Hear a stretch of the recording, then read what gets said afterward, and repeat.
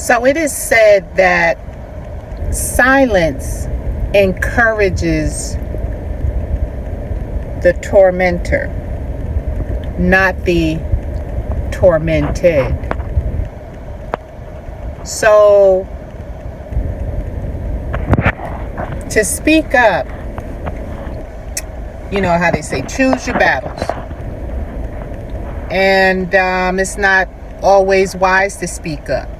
Again, knowing the when to speak up, how to speak up, where to speak up, things of that nature. But to keep in mind that being silenced and using your silence helps the tormentor, the little Tasmanian devil, not those that are being tormented. So those that have the strength to have the voice to speak up,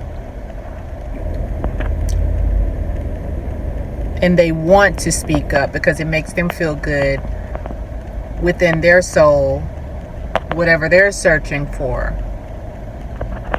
as well as the gratification of speaking up for others that hesitate or are afraid to speak up for themselves. So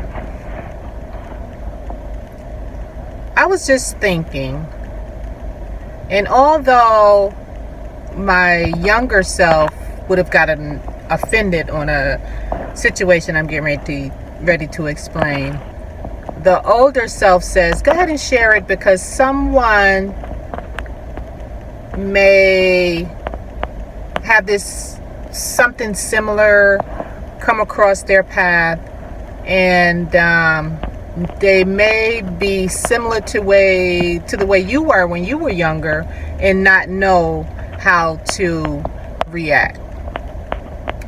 So recently I've had a manager which, showing us something. And I said, I got a question. I said, someone in another location showed me how to do something on the computer, and I forgot, do you know how to do this? They said, well, maybe you need to go back to the place you came from. Now, that can be taken as a joke, or you know how those that really are into the mind, the subconscious, the unconscious, the mind period, and they say, ask yourself what my thoughts are. Are these thoughts true, what I'm thinking? So I could have put a lot of thoughts in my head and say, give examples of why did they say that. They said that to hurt me. They said that because they don't care about me. They said that because whatever I can put in my head to destroy my head and my mind, right? And also to not ask them exactly what they mean. And me at my level now, if it was malicious, I know that it can be laughed off as a joke, or you take everything too serious or something like that, right? It wasn't worth that to me. But I'm just bringing it out, just some, things to think about if you ever come across something and you think, well, why did this person say this or that? Should I have said things differently? Should I be quiet and not ask people questions and look up stuff myself so that I don't have to deal with people? So, we want to get into ourselves, protect ourselves, find out how sensitive we are, why are we sensitive, what happened in our backgrounds, in our past that makes us sensitive, or what makes us question everything. You know, just a part of the learning about self process. So let me read something to you real quick I typed on this. Hold on. Oh, I forgot something I was just thinking about, that I never want people to feel as though I can't say anything around this person.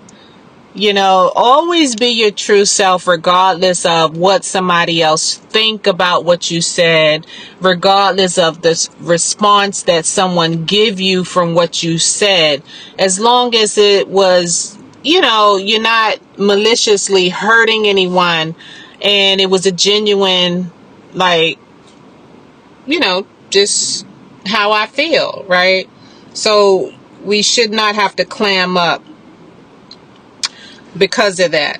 So analysis of the conversation, it says here that what was wrong and or right with what you said.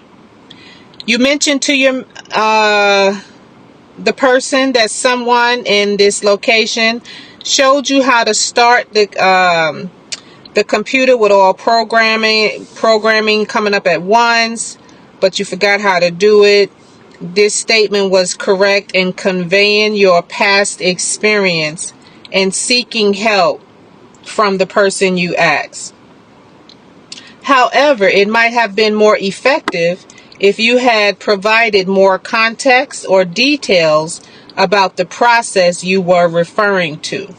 So this is good constructive criticism to say what could have been said or done better. And going in the future, it just brightens the ideas of, you know, how to approach and look at things. So what is right or wrong with what the person said? The person's response, well, you need to go back to the place you came from, could be seen as a humorous, you know, it could be seen as funny or lighthearted way of saying that they don't know how to help you with that specific issue. However, it may also come across as, okay, wait, let me stop there first. It may that they don't know how to help you with that specific issue.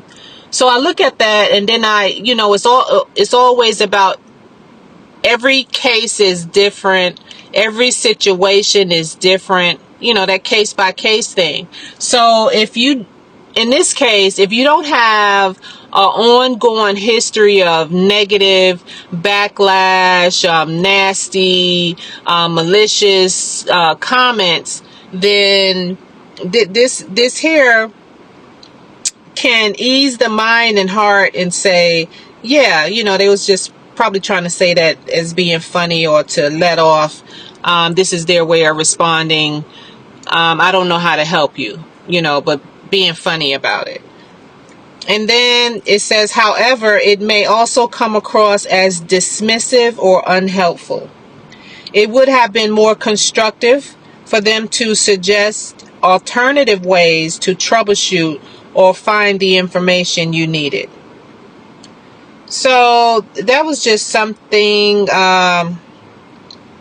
you know, to think about and not always get offended. And, you know, in the workplace environment, it's like case by case basis. Choose your, whatever you want to call a battle. Choose when you want to approach and how you think about things, and not make it such a big deal or issue. Because if you don't have any